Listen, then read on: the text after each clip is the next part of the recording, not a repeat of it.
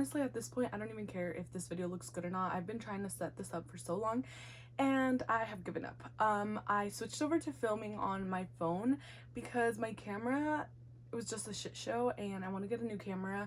I don't think that the one that I have is like best for actually filming videos. I think that one's best for like photography, which is like what that camera is meant for, so I can't be mad. This is my April reading wrap up, and these are all of the books that I read this month, and I had a really good reading month, honestly.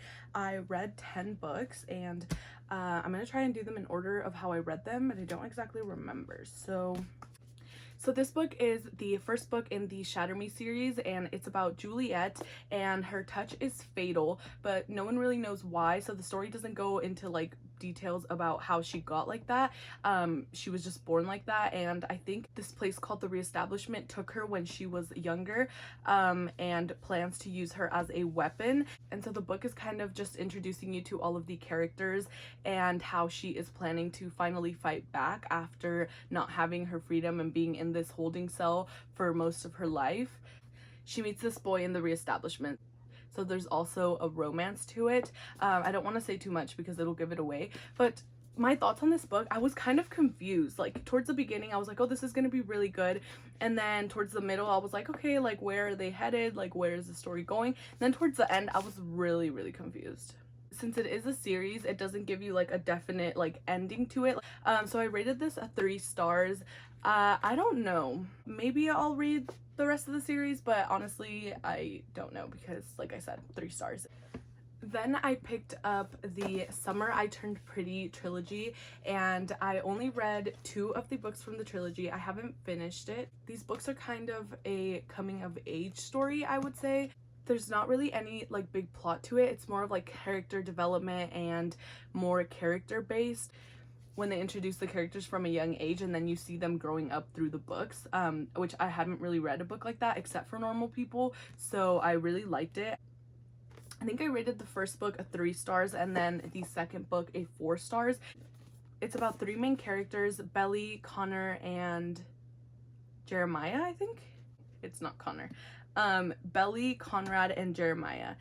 So every summer, Belly and her mom go to Cousins Beach, which is where the beach house is located, and they spend it with Jeremiah and Conrad and their mom. And there is a love triangle in this book. I don't know how to phrase it. Like, she goes there every summer with her mom, and the books basically are just telling story, all the things that happen during the summer. And like I said, it is a coming of age story, so it does start when they're very young, and then as they get older, you see how during the summers it transitions from them just wanting to play in the sand and like be in the beach to like actually going to parties and then like kissing boys. And so it was honestly really cute. Like, I would recommend this series. It is more on the younger side of YA, but overall I really do want to finish the last book. Honestly, in the beginning Belly was kind of like annoying. Like, I kind of didn't like Belly, but then I think that's what makes these books really good, is that like in the beginning Belly is really young, so at times she is immature, and you kind of see how throughout the years she starts to mature, and you can't help but love her even though she's like kind of annoying. But they are turning this into a series, and I'm really excited to watch it because I just think it's gonna be like so cute, and it's like perfect. It really got me like excited for summer. So the next book I read was Ugly Love, and literally everyone has read this book and raves about it, and I see why. I literally loved it so much. Yeah, I would say that this is my favorite Colleen Hoover book so far. So I'm just gonna read you the back because I think it deserves to be read. So it says, it's not exactly love at first sight for Tate Collins when she meets the tormented and secretive Miles Archer. They wouldn't even go as far as to consider themselves friends. The only thing Tate and Miles have in common is a mutual physical attraction that can't be denied. Once their desires are out in the open, they realize they might have stumbled on the perfect no-strings attachment.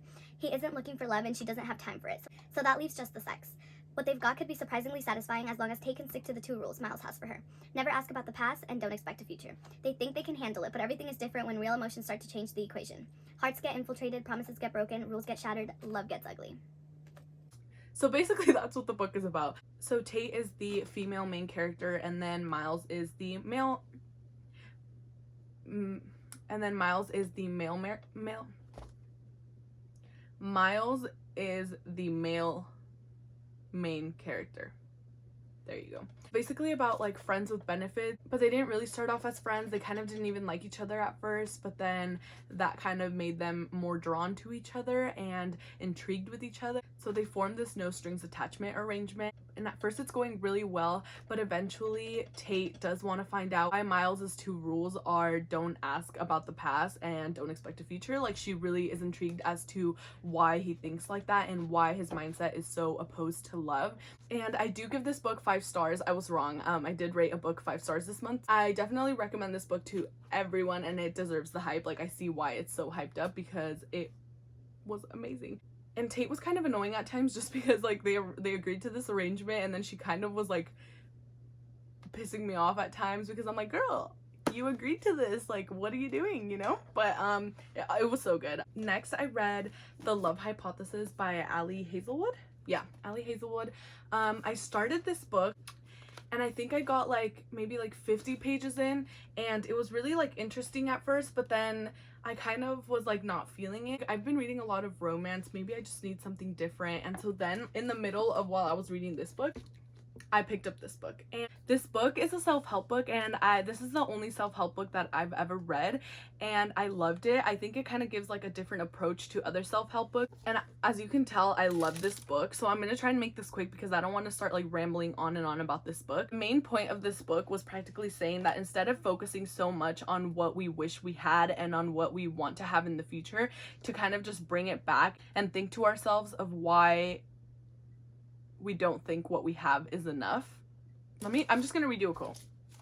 All the positive and happy self-help stuff we hear all the time is actually fixating on what you lack.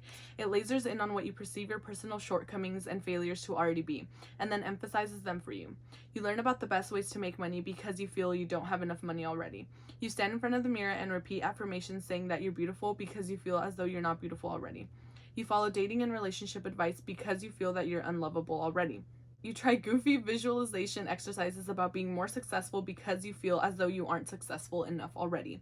Ironically, this fixation on the positive, on what's better, what's superior, only serves to remind us over and over again of what we are not, of what we lack, of what we should have been but failed to be. After all, no truly happy person feels the need to stand in front of a mirror and recite that she's happy. She just is. This other quote says, the key to a good life is not giving a fuck about more. It's giving a fuck about less. Giving a fuck about only what is true and immediate and important. So that's basically a summary of what the whole book is about. Does that make sense? Because it made sense to me. And I just think everyone should read this book. Like, everyone needs to read it at least once in their life. I'm just gonna shut up about this book because I'm gonna keep talking about it for hours, but this is literally a 5-star read. Like, I love this book. So after that, I went back and I finished The Love Hypothesis. So this is a fake dating trope, and everyone raves about this book. Literally, I think it used to be a fan fiction, and then they made it into an actual like published book. So it's about Olive and Adam, and Olive is in college and she is a science major, I believe, or a biology major. Is that the same thing? I don't know, I didn't go to college. And then Adam is one of the professors that works at the college, and he isn't her professor, so he just like works as a professor in the school, but he's not like her professor. And so Olive has this friend, and none of this is spoiling by the way, but Olive has this friend that she wants to prove to that she's over this guy. And so she kind of makes up the story about how she's already dating someone, and then, you know, her friend kind of gets suspicious and is like asking a lot of questions about like who she's dating, because in reality she's not dating anyone. And so on an impulse one day, she kisses the first guy that she sees to prove to her friend that she's over this guy, and she doesn't realize that it's Adam, the professor. And so now her friend believes that she's dating the professor because that's the guy that she kissed. The professor and her make like this deal where they're gonna be fake dating in order for her to prove to her friend that she's over this guy, and he also is benefiting from it. Like, it's not like a friends with benefits, but it's more like he's also benefiting it, and you'll find out like why he's okay with this like fake dating. And obviously, like any fake dating, someone ends up catching feelings. And I honestly really like this book. I just think that it was too long. I gave this book, I think, a 3 stars. But I would say, now looking back on it, I think it's a 4 stars. I think the reason why I gave it a 3 stars was because it was just taking me so long to finish. But overall, I really liked it, and I would recommend. Stop. These books literally have my whole entire heart. Like, These are the Heartstopper books, and I only read the first 3 books in the series. I'm just gonna read you the back of the first book. So it says, boy meets boy, boys become friends, boys fall in love. Shy and soft-hearted Charlie Spring sits next to rugby player Nick Nelson in class one morning. A warm and intimate friendship follows, and that soon develops into something more for Charlie, who doesn't think he has a chance. But Nick is struggling with feelings of his own, and as the two grow closer and take on the ups and downs of high school, they come to understand the surprising and delightful ways in which love works. Like, this is what the book looks like. I don't know if you can even see that. But basically, when Nick ends up meeting Charlie and they become really close friends, he starts to develop feelings for Charlie. And it's sort of a book series about Charlie, you know, just dealing with being the only openly gay person at his high school and what comes with that. And then Nick Nelson, who is coming to terms with his sexuality once he meets Charlie. They were just done right to the point where even though they are super like cutesy and YA and like cheesy, you still fall in love with them. Like the characters in these books, I'm literally so in love with Nick Nelson, and I think I even like the Netflix adaptation even more. Like they casted everyone so perfectly. Like Nick Nelson is literally Nick Nelson and Charlie Spring is literally Charlie Spring. Like I feel like they were created to play these roles, and I just love this series. I think everyone should go read it. I think it talks about very important subjects and it is done so right. I think I rated the first one 3 stars and then the second and third one 4 stars. But I only give 5 stars to book if I believe they're like way far like superior to any other book that I've read. I think I only have maybe like 3 or 4 books that I've rated 5 stars. So 4 stars is really good. I think everyone should read these books. The last book that I read this month was You've Reached Sam. I literally went to Target just to buy this book. So basically, in simple words, this book is about a girl who she is dating this guy and he dies, which that's not a spoiler. It's literally written on the book and like what the whole book is about. So her boyfriend dies and she's having a really hard time coping with it and dealing with it and coming to terms with how she even feels. She like skips his funeral and like is just kind of completely like isolating herself, and one day she decides to call him to hear his voicemail and he picks up the phone. So the book is just Julie having these conversations with Sam on the phone and how it's kind of like taking over her life just because she's avoiding everyone else just to be like on these phone calls with him, and basically about her having to learn how to let go and live a life that isn't consumed by grief. And I think I was just a bit disappointed. Like I don't know why. I don't know what it is that disappointed me about this book. And I had rated it a 4 stars, but I honestly think it's a 3 stars now that I'm looking back on it. I don't know why. It was like on the shorter side. I mean, not shorter side. It was like 300 pages, but very YA. I think that's what it was. I think it was just on the younger side of YA, in my opinion. So I just gave this book a 3 stars. But I would still recommend it, especially for people who are like barely getting into reading. I think this would be like a really good book to start off with. So those are all the books that I read this month. And like I said, I did have a really good reading month. So yeah, thank you guys so much for watching, and I'll see you in my next video. Hopefully I will be posting something else soon. So I'll see you guys then.